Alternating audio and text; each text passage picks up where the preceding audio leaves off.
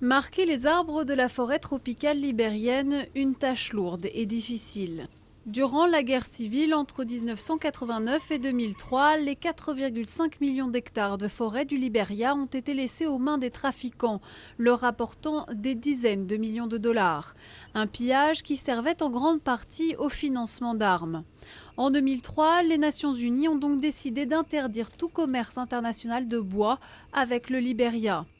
Mais avec la levée de cette interdiction il y a 4 ans, l'intérêt de l'État pour les ressources forestières a grandi. Pour lutter contre le trafic, le gouvernement utilise une toute nouvelle technologie, la puce électronique.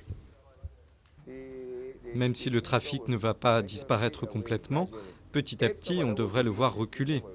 Si certains trafiquants continuent, ils seront moins nombreux et il sera alors plus facile de les contrôler et de confisquer leurs revenus. Un moyen également de protéger l'environnement. Tous ces arbres sont dans une zone protégée. On ne peut donc pas les abattre.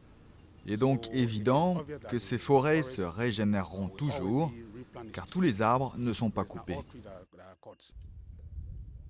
La puce insérée dans chaque arbre comprend des informations sur leur taille, leur emplacement et leur espèce. Les données sont ensuite analysées et conservées à Monrovia, la capitale. En fonction de cette liste, on peut les suivre tout le long de la chaîne. Donc c'est comme si vous étiez dans un supermarché, vous avez la liste de tous les produits et vous savez exactement lequel va où, combien il coûte. Et s'il y a un nouveau produit qui arrive et qui n'est pas répertorié, on le voit directement. En 2008, le commerce du bois n'a rien rapporté. Mais depuis un an, grâce à l'utilisation des puces, le Libéria a déjà engrangé 12 millions de dollars.